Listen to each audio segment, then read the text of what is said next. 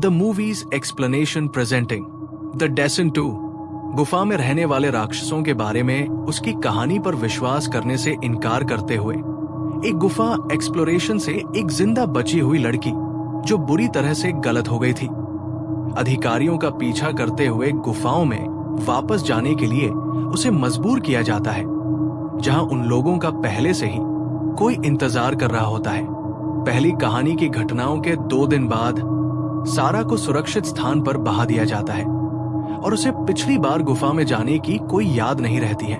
उसे एक हॉस्पिटल ले जाया जाता है, जहां यह पता चलता है कि उसकी माचिस की तीलियों पर लगे खून में से कुछ खून जूनो कपलान का है। शेरिफ वेनिस मांग करता है कि उसके डिप्टी एलन रियोस, सारा और 3 स्पेशलिस्ट्स डैन, ग्रेग और कैथ के साथ लापता लड़कियों को खोजने के लिए गुफा में वापस जाना चाहिए। एक खोजी कुत्ते की मदद से एक नया एंट्रेंस का पता लगाया जाता है।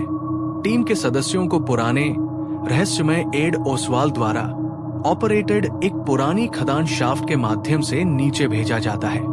वेंस सारा का पीछा करता है, लेकिन अचानक वो एक क्रॉलर से टकराता है और एक गोली चलाता है, जिससे गुफा का एक हिस्सा ढह जाता है, जिससे कैथ ग्रुप के बाकी सदस्यों से अलग हो जाती है।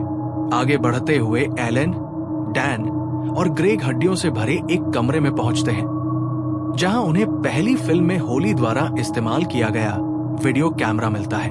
वे प्लेबैक देखते हैं, जिसमें पता चलता है कि लड़कियों पर गुफा में रहने वाले क्रॉलर ने हमला किया था। फिर तीनों पर क्रॉलर के एक ग्रुप के द्वारा हमला किया जाता है और वे अलग अलग हो जाते हैं और एलेन मदद के लिए पुकारना शुरू कर देती है।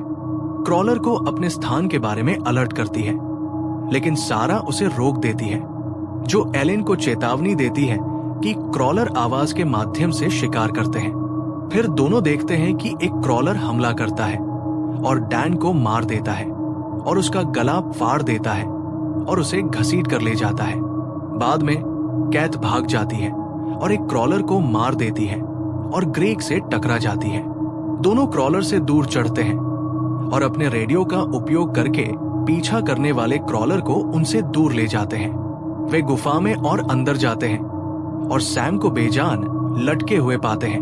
वे उसे खाई में झूलने के लिए इस्तेमाल करने का फैसला करते हैं, लेकिन क्रॉलर उन दोनों पर हमला कर देते हैं। ग्रेग एक फीमेल क्रॉलर से निपटते हुए नीचे गिर जाता है और हालांकि कैथ दूसरी तरफ पहुंच जाती है, लेकिन वहां पहुंचने पर एक दूसरे क्रॉलर द्वारा उस पर हमला किया जाता है और उसे मार दिया जाता है। एलेन और सारा गुफा में और अंदर चले जाते हैं और एलेन द्वारा ये बताए जाने से पहले कि उसकी एक बेटी है, एक दूसरे क्रॉलर को मार देते हैं, जिससे सारा भागने के लिए और अधिक मजबूत हो जाती है। वेंस गुफा के चारों ओर घूम रहा होता है और एक क्रॉलर द्वारा मारा जाने वाला है, इससे पहले कि उसे जूनो द्वारा बचाया जाता है, जो जिंदा होती है और क्रॉलर का शिकार करने में एक्सपर्ट है।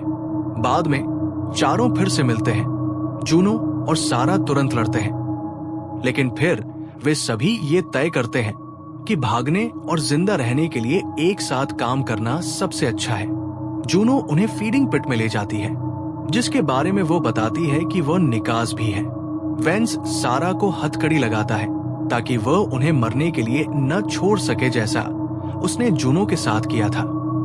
जैसे जैसे वे आगे बढ़ते हैं, वेंस एक कगार पर गिर जाता है और नीचे से क्रॉलर द्वारा उस पर हमला किया जाता है। एलेन सारा को गिरने से बचाने और क्रॉलर को उन पर हमला करने से रोकने के लिए उसका हाथ काट देता है और यहाँ एलेन, सारा और जूनो बाहर निकलते हैं, लेकिन क्रॉलर के एक छोटे ग्रुप द्वारा रोक दिए जाते हैं। जैसे ही वे क्रॉलर के चारों ओर चुपके से जाने की कोशिश करते हैं, जूनो को मरते हुए ग्रेग द्वारा पकड़ लिया जाता है।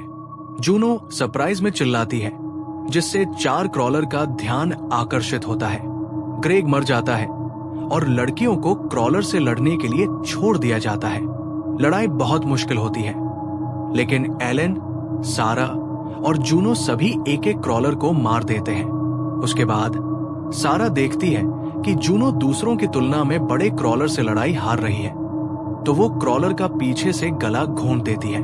तनाव में आकर क्रॉलर जूनो के पेट में घुस जाता है, जिससे वो गंभीर रूप से घायल हो जाता है। सारा और एलेन जूनो के मरने से पहले उसे खत्म कर देते हैं। जब सारा अपने नुकसान के लिए अफसोस करती है तो एलेन पीछे मुड़कर जाने के लिए मुड़ती है, लेकिन उन्हें क्रॉलर के एक बड़े ग्रुप से घिरा हुआ पाती है। सारा जूनो की पीड़ा के लिए खुद को छुड़ाने और खोने के लिए कुछ भी नहीं होने की जरूरत के साथ खुद पर ध्यान आकर्षित करने के लिए चिल्लाती है, जिससे एलेन बच निकलती है। एलेन बाहर पहुंचती है और मदद के लिए पुकारने ही वाली होती है कि उस पर एड हमला कर देता है, जो उसे फावड़े से मारता है और उसे वापस से घसीटकर एंट्रेंस पर ले जाता है ताकि वो क्रॉलर का भोजन बन जाए। जैसे ही एलेन चोट से उबरती है, खून से लथपथ क्रॉलर उस पर कूद पड़ता है